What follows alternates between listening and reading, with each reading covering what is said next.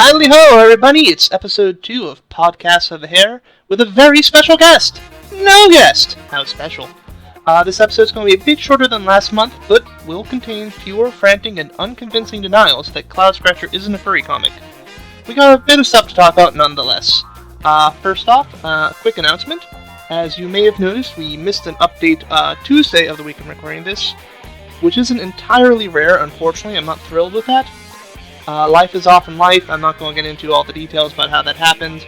But I didn't like the fact that there wasn't an update, so I've actually been reaching out to a bunch of different artists to try and get some filler art set up so that we won't have this issue again in the future. And if you're interested in doing some filler art or some guest art on commission, feel free to shoot me an email at admin@legendofthehare.com. Let me know your portfolio and your prices. Cool. Moving on. So a friend of mine recommended me a comic called The Property of Hate, and I decided to give it a check it out. I was actually pretty impressed with what I saw. I really liked it. The Property of Hate is about a little girl who gets abducted by a television set to be a hero and possibly restore the sun to a magical land that functions as a metaphor for your mind. The art for this comic is gorgeous. The characters are drawn in a simple, cartoony style, but the backgrounds are almost impressionist in their simplicity. Trees are drawn as brushstrokes, massive monsters are smudgy blobs. The Property of Hate looks different than basically any other webcomic I've read. It also constantly changes its visual styles, so it's never this predictable groove, it's never the same thing over and over. Like every time they go to a new area, it looks different. It's constantly finding ways to surprise me, visually. Storytelling's pretty good too. If you're looking for a fast-paced, plot-driven series, maybe this isn't the comic for you. I've read the first 229 pages, which is all there is so far. Almost the entirety of it's been spent on world building with the television set RGB and the unnamed hero just kind of walking to a place. I'm not sure where they're going, not sure why they're going there.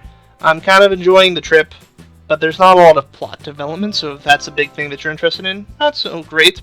But the journey is pretty good. The art, as I said, is gorgeous. The characters are likable. It doesn't really feel like it's dragging, just because they constantly change the scene, they constantly change the location, constantly change the art style. So if you're in the mood for some great art and some interesting world, some good characters, and a slower-paced story, The Property of Hate gets high marks from me. So I would strongly recommend it. So, the talk of the webcomics town lately has been the rather controversial ending to the mega-hit webcomic Homestuck, which ended a while back in a beautifully animated piece of animation that stops kind of abruptly without seeming to resolve anything. This has made a lot of people very angry, and has been widely regarded as a bad move. And after many weeks of despair, a guy named Rafael Montero has released a small novel of an essay called Apotheosis and Creation Myth, which goes over the ending in the kind of detail you would normally see in Evangelion or Final Fantasy crack theories on the internet. So I guess that's kind of where Homestuck is culturally now.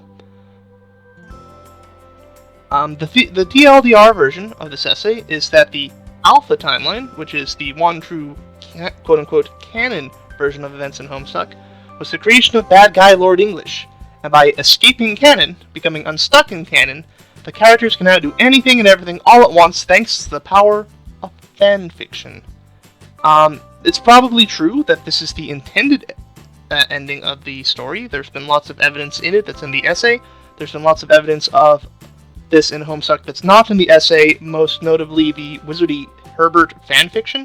That's story within a story that's about characters in a story trying to escape it, but the story itself being the villain. So there's a lot of thematic foreshadowing for that as the ending. And it's likely what was the plan. But is it a good ending? I'm not entirely sure it is. For a couple of reasons. The big one being that if the ultimate reward, the big ending of this story, is an escape from the Alpha timeline, not only is that not clear to us, the readers, it's not really clear to the characters. They have no reason to believe they're free of the Alpha timeline. Nothing has happened that would make them think that they're free to do whatever they want in a real way that they weren't before. They don't know that Lord English has been defeated, even if he has, which we don't know because it's very ambiguous. They don't know that they're free, if they are. Everything that's happening around them is out of their control and out of their understanding. If a protagonist has no understanding of what's going on or what's at stake, then there's no real tension or drama, and without that, there's no story. John certainly didn't know that the retcon would have that effect. Dave and Rose didn't know about it at all, and Jade spent most of the last act asleep and/or playing with dogs. And even with all that, Lord English was defeated and this victory was achieved because an alternate Calliope just randomly showed up and threw him in a black hole. If that's the ending, the idea that they escape the story and they don't have to finish their character arcs because they're not really characters in the story, even though they actually are, why have Act 6 at all? Couldn't Cascade have been the last page? Yeah, I mean, if you ended it there at the end of Act 5, major plot points hadn't been resolved, character arcs hadn't been resolved, but a lot of those things didn't get resolved anyway. Escaping through the fourth wall, as in Cascade, is much more clearly a meta ending than just making a new universe again, just like happened before, but now it's different for reasons that the characters don't know about or even seem to really care about. And Cascade at least was an ending where all the major characters worked together and contributed in some way to achieve this victory. Honestly, once you've gotten to that point, you can basically stop, and everything that's in the Apotheosis essay works just as well. Act 6 is kind of irrelevant towards it. I mean, there's some thematic foreshadowing. It's mostly just almost like a sequel to Homestuck as Act 6. And maybe that's why it's less regarded, because everybody knows the sequel is never quite as good. But it seems like we took a really long time to get here, and that's kind of why it felt so underwhelming. And that's kind of my take on that big essay. And anyway, that's all we have to say today. Real quick, that was a fairly quick one, so feel free to give me some feedback. Is this one too short? Was last month's too long? Would you like more guests? Would you like more reviews? Would you like more just analysis of things? Let me know what you'd like me to talk about, and I will be glad to oblige you. This was Podcast of the Hare, Episode 2. Please leave some feedback. Please check out my webcomic, Legend of the Hare, at legendofthehare.com, or my webcomics essays at thewebcomicsreview.tumblr.com. Alright, thank you very much, and I'll see you next month, and hopefully we'll be better yet.